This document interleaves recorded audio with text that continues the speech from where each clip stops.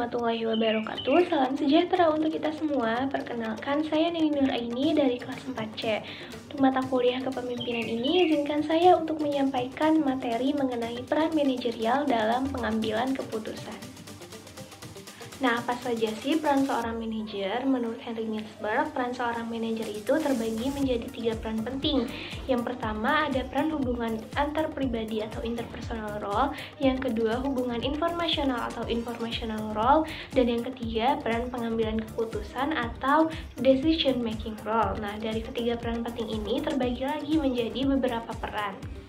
Peran penting yang pertama yaitu peran hubungan antar pribadi atau interpersonal role yang terbagi menjadi 3 peran, yaitu peran sebagai tokoh utama atau figurehead, di mana seorang manajer atau pemimpin ini bertugas untuk mewakili organisasinya dalam setiap situasi ataupun kesempatan. Yang kedua, peran sebagai pemimpin atau leader, di mana seorang manajer ini bertugas untuk membangun hubungan antar pribadi dengan orang-orang dipimpinnya, yaitu dengan menjalankan fungsi-fungsi utamanya antara lain membimbing, memotivasi, mengembangkan, dan juga mengendalikan.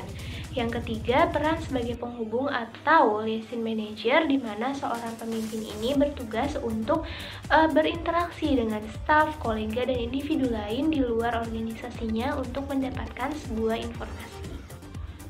Peran penting yang kedua yaitu peran informasional atau informational role yang terbagi juga menjadi 3 peran, yaitu peran sebagai pemantau atau monitor, di mana seorang pemimpin atau manajer ini bertugas untuk mencari dan menerima informasi baik dari internal maupun eksternal perusahaannya.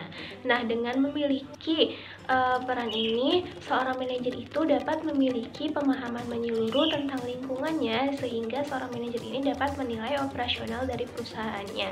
Yang kedua, peran sebagai penyebar informasi atau diseminator, di mana seorang pemimpin ini bertugas untuk mengelola informasi apa saja yang terdapat dalam organisasinya. Nah, seorang manajer ini melakukan peran ini dengan memberikan informasi kepada karyawannya. Yang ketiga, peran sebagai juru bicara atau spokesperson, di mana seorang manajer ini berperan untuk memberikan informasi keluar dari organisasinya. Peran penting yang ketiga yaitu peran pengambilan keputusan atau decisional making role yang terbagi menjadi 4 peran, yaitu yang pertama, peran sebagai wirausahawan, di mana seorang manajer bertugas untuk memberikan ide-ide baru dalam perusahaannya. Yang kedua, peran penanganan gangguan atau disturbance handler, di mana seorang manajer ini bertanggung jawab terhadap organisasinya ketika dilanda permasalahan dan bertugas juga untuk mencari penyelesaiannya. Yang ketiga, peran pengalokasian atau resource allocator, di mana seorang manajer ini harus bisa memanfaatkan dan mendistribusikan semua sumber daya yang dimilikinya, yaitu seperti waktu, dana, sarana prasarana, dan sumber daya manusia dengan optimal agar mencapai target dari perusahaannya. Yang ketiga, peran negosiator, di mana seorang manajer ini diharuskan untuk bisa bernegosiasi aktif dengan pihak eksternal. Untuk aktivitas seorang manajer sendiri, seorang manajer itu memiliki aktivitas umum, yaitu merencanakan, mengorganisasikan, memimpin, dan juga mengendalikan. Nah, seperti apa sih proses seorang manajer dalam menyelesaikan masalah dan membuat keputusan? Pada proses pembuatan keputusan yang rasional oleh manajer ini melewati beberapa tahapan, yaitu yang pertama, ada pemahaman dan perumusan masalah. Hal pertama yang harus dilakukan oleh manajer dalam pembuatan keputusan adalah memahami masalah-masalah yang sedang dihadapi dan peka terhadap masalah-masalah yang ada.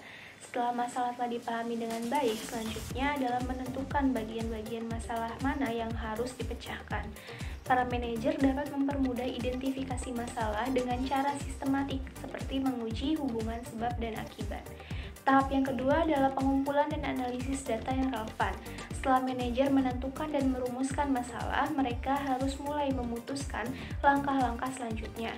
Manajer pertama kali harus menentukan data-data apa yang dibutuhkan untuk membuat keputusan yang tepat, dan kemudian mendapatkan informasi tersebut. Tahap yang ketiga adalah pengembangan alternatif-alternatif.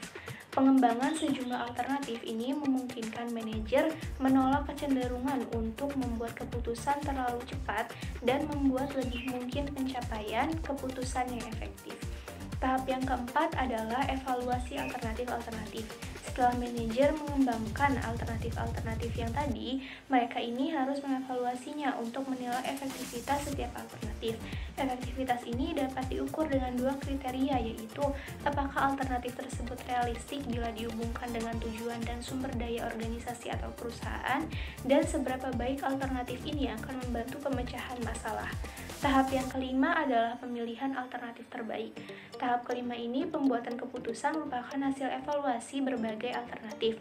Alternatif yang terpilih ini akan didasarkan pada jumlah informasi yang tersedia bagi manajer dan ketidaksempurnaan kebijakan manajer. Tahap yang keenam adalah implementasi keputusan. Setelah alternatif terbaik dipilih, para manajer ini harus membuat rencana-rencana untuk mengatasi berbagai persyaratan dan masalah yang mungkin dijumpai dalam penerapan keputusan. Implementasi keputusan ini menyangkut lebih dari sekedar pemberian perintah.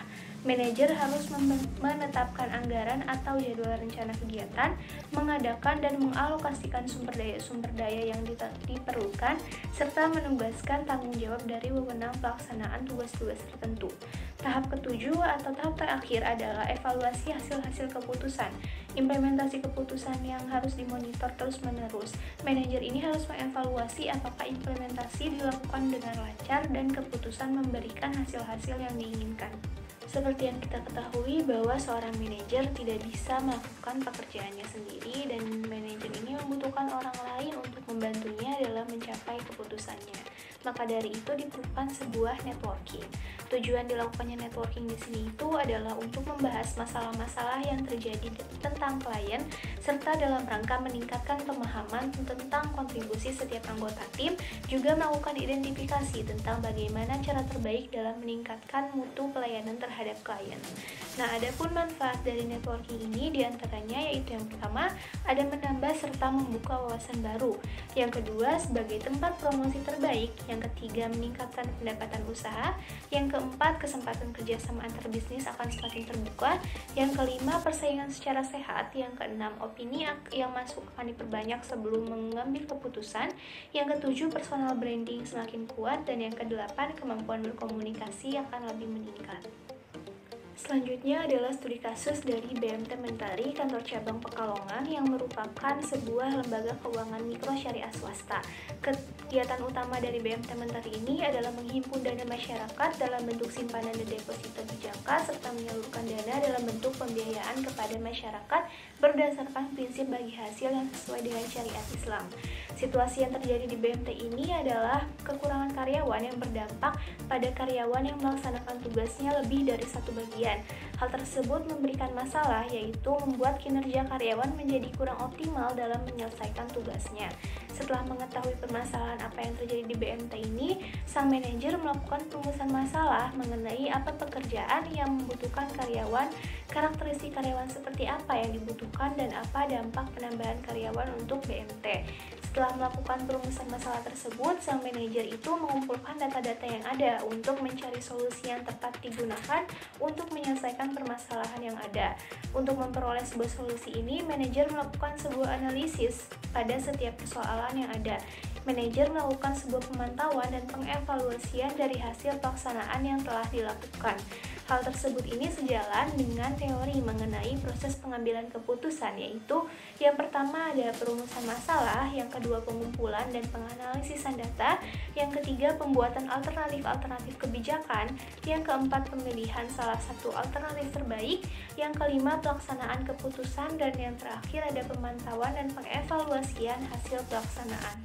Sebagai penutup akan saya sampaikan sebuah quotes dari almarhum Bapak B.J. Habibie, yaitu belajarlah mengucap syukur dari hal-hal baik di hidupmu, belajarlah menjadi kuat dari hal-hal buruk di hidupmu. Sekian, terima kasih. Wassalamualaikum warahmatullahi wabarakatuh.